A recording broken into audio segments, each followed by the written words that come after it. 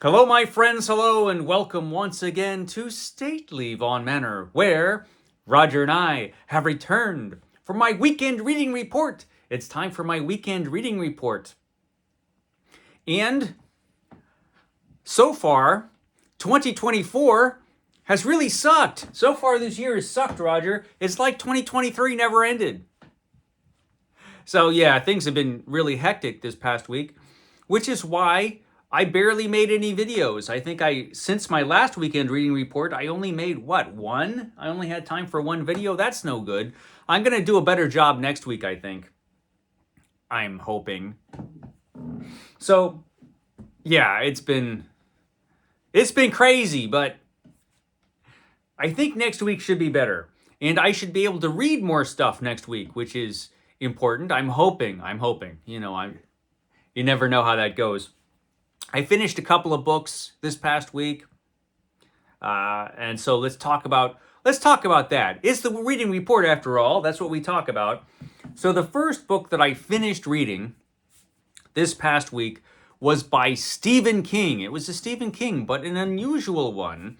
It was his YA fantasy novel, The Eyes of the Dragon. The Eyes of the Dragon, which, I'll be honest, I really didn't want to read, but I am slowly reading every book written by Stephen King in the order of their original publications. And this was originally published as a small press book, I believe. Eventually, it was, published by a big publisher, but originally it was published, I think, in 1984. I can't remember the name of the publisher. It might have been Donald Grant, but I can't remember for sure. But in publication order, this was the next book I had to read, and I was like, oh man, a YA book written by Stephen King, that's going to suck. It didn't suck. This book is really, really good. Nobody told me this book was this good, Roger. I really enjoyed this. I started off like, oh man, I guess I have to read this crappy book, and then by the middle, I'm like, and at the end, I'm like,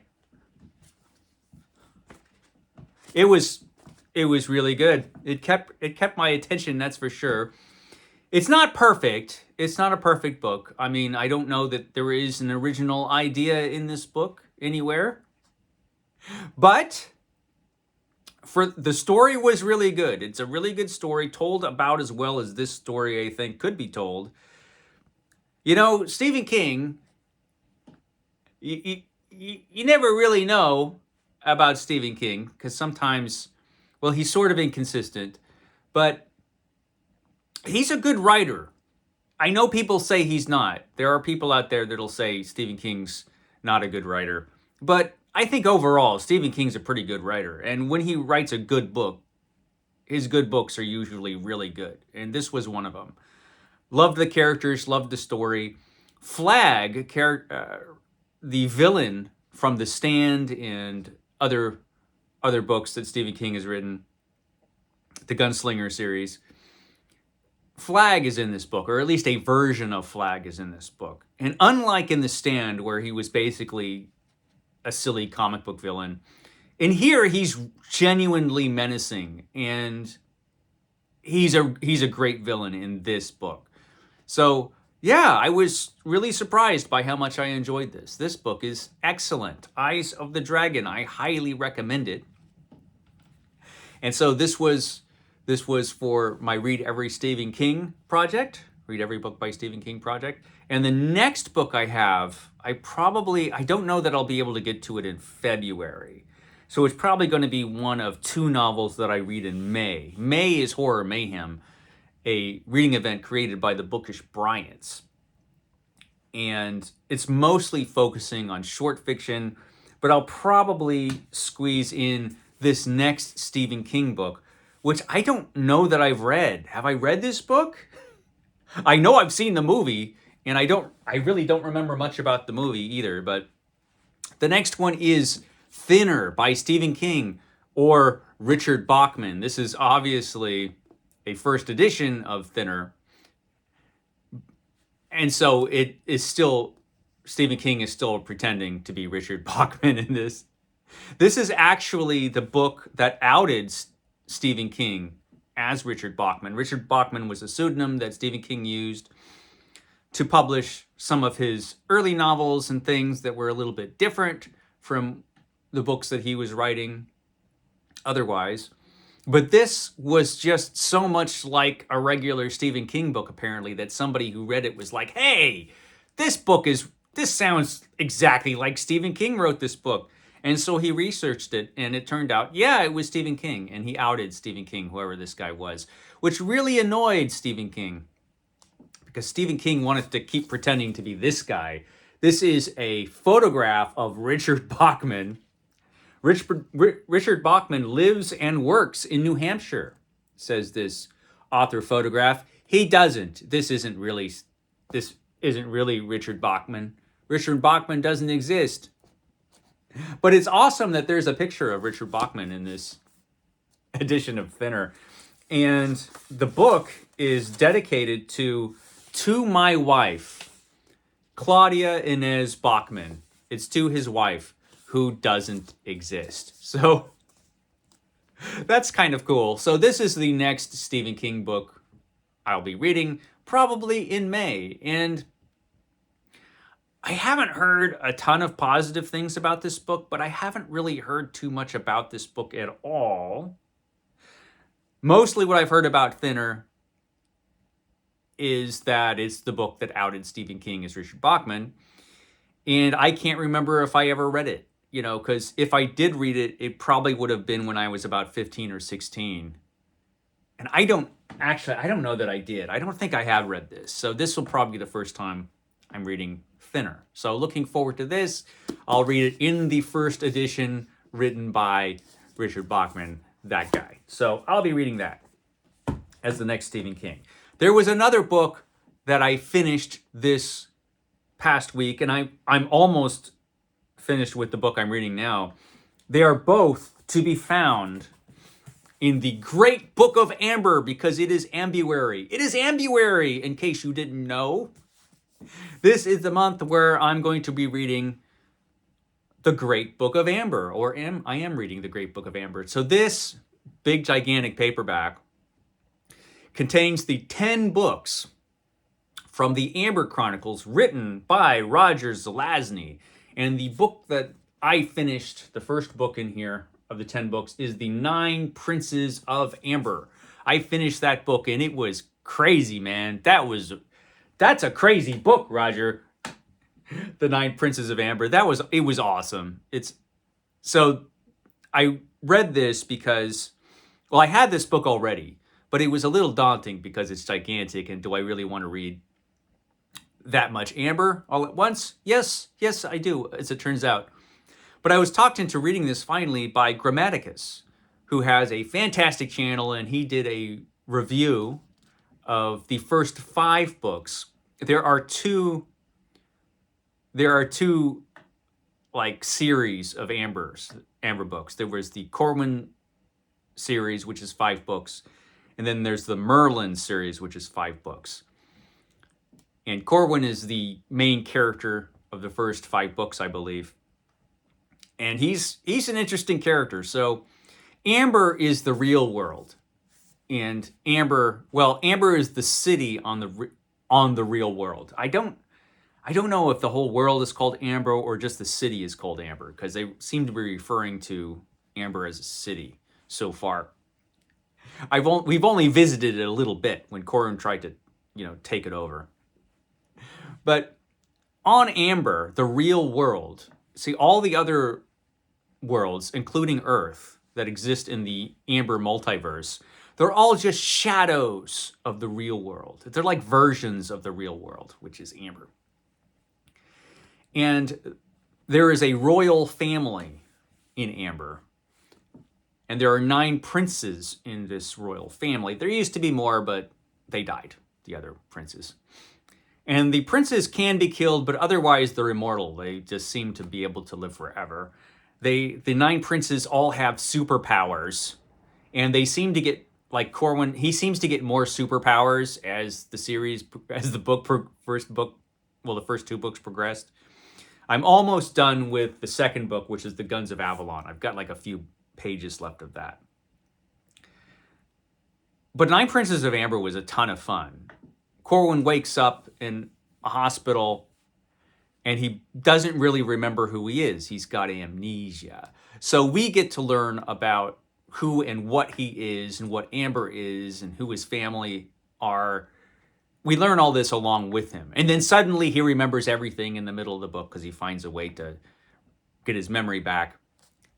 And it's crazy. I think Roger Zelazny was probably really stoned through a lot of the writing of the first couple books in this series, and possibly all the books in the series, I don't know, but they are highly imaginative. He has a great imagination. The pace is frantic. I mean, it just rockets right along. And at times, it's almost too speedy. I mean, he'll get into a battle, right? There'll be a big battle, and he'll be like, we got into the battle, and we won. And that was all the description in the battle. But then he'll get into another fight, and he'll describe it like everything that happens into the fight. So it's kind of...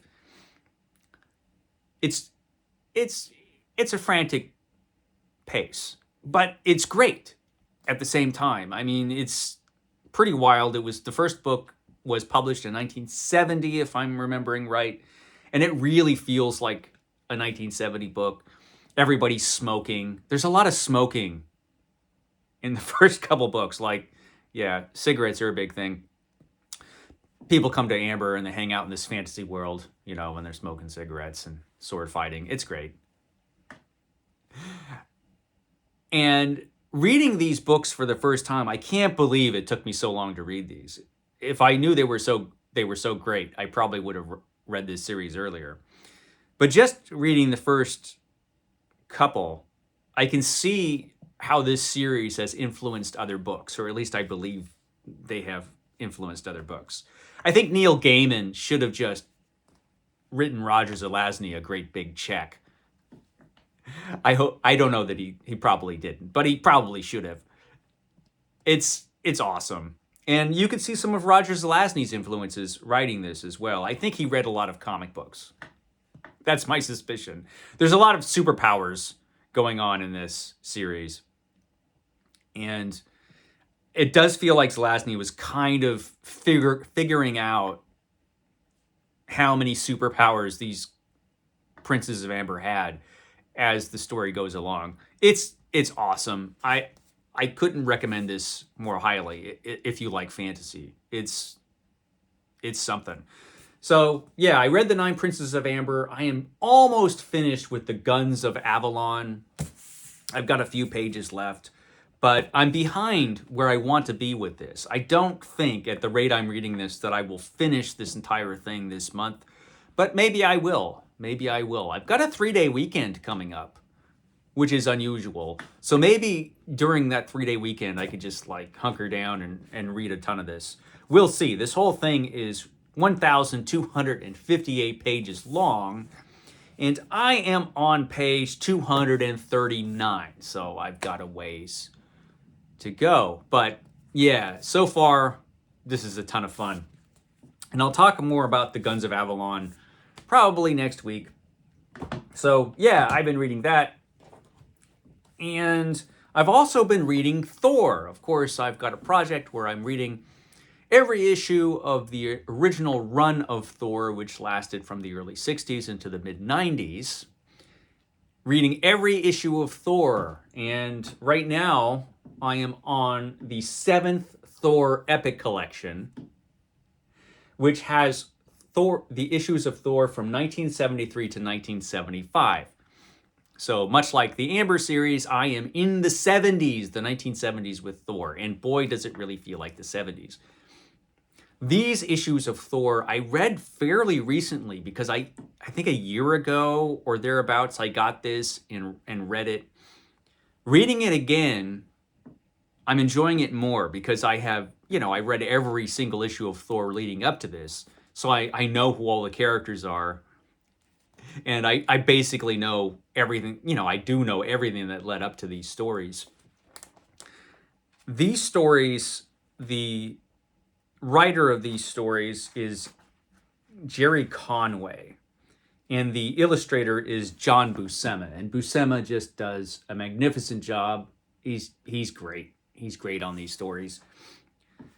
Jerry Conway kind of, I mean, I like that Jerry Conway comes up with some fantastic scenarios and takes Thor into some different places than he had gone when he was being written by Stan Lee. But at the same time, he also covers a lot of ground that, we've already covered in Thor. He does this Stan Lee thing where every single panel has a lot of dialogue. Like Thor or Hercules or whoever, they will just talk constantly during the fights, And this is held over from Stan Lee because Stan Lee comes from a time where he felt like if every panel didn't have dialogue or some kind of written description, then as a reader, you weren't getting your money's worth. He didn't want to rip you off. He wanted to make sure that there was plenty for you to read when you bought a comic book. And Jerry Conway continues that with just dialogue everywhere over everything. The problem is that his dialogue is not as good as Stan Lee's at all. And it's frequently ridiculous. Also, Gary Conway's Thor is a complete idiot.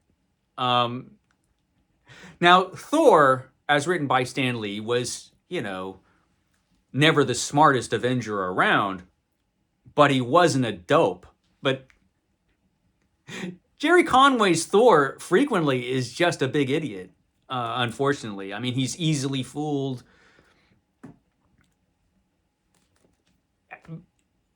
We'll see. We'll see how it goes. But yeah, so far Thor, not particularly bright. He's great in a fight, though. He's incredibly powerful at this point. Gone are the days of the early Thor stories where Thor wasn't, immensely powerful. He's not fighting Mr. Hyde in these stories. He has some real challenges in these issues. So I'm enjoying Thor. Thor is great.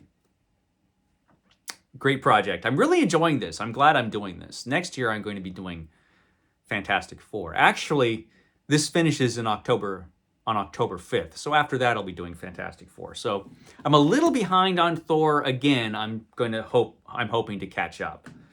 So that's everything I read. I did get one book in the mail. I'm not getting so much in the mail anymore because 500 book challenge, can't buy books. What do you do? But I did get a birthday present. I've got a birthday coming up. And I'm trying not to think about it. I try not to think about my birthdays. I'm going to be 53. And who wants to be 53? I know, it's been about 10,000 years since Roger has been 53. And he already, he still looks better than I do. But yeah, that's coming up. And so I got a birthday present. And I got a birthday present from my pal Stephanie, and she sent me this nice card. Stephanie sent, thank you. And she also sent me this ghastly, horrifying book. This is Bloody Bones Horror #1. I guess this is going to be a series of bloody horror books. This is the Horror of the Blood Devils. Horror of the Blood Devils. This is by Tim Curran. And this is published by Weird House. I've actually got a few Weird House books that were sent to me a while ago that I still haven't read. But they make nice books. The other ones I have are hardcover, but this is a limited edition paperback. And they seem to do this thing where they make limited editions of books. And so this is limited to 100 signed and numbered trade paperbacks. This is number 28. It's signed by the author Tim Curran and the cover artist Michael Squid. And they do a nice job on their books. They're very well printed. They're lovely books. And this seems really ghastly and horrifying. Despair Island, 1962. Prison break. 5 desperate men go over the wall at Stackhouse Correctional. Their object, to reach the coast on the far end of the island before all hell breaks loose. Behind them are teams of guards with vicious dogs. Before them, the treacherous depths of snake-bit swamp. A desolate primeval run of alligators and poisonous snakes. So, a lot of stuff going on for these prisoners. But there's something worse that calls it home. An ancient evil that feeds on human blood. If the guards and convicts want to survive the night, they'll have to join together. They have entered the hunting grounds. They are prey. So this sounds awesome. It looks like a good, fun, trashy horror book. Horror of the Blood Devils. This actually might make a fine Garbogist pick. We will see if I wait that long. It's actually not that long.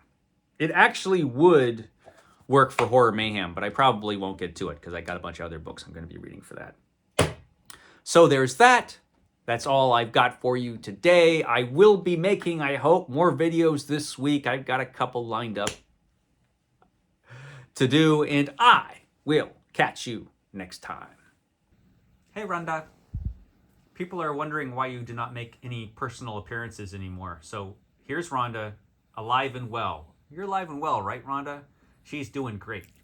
I know.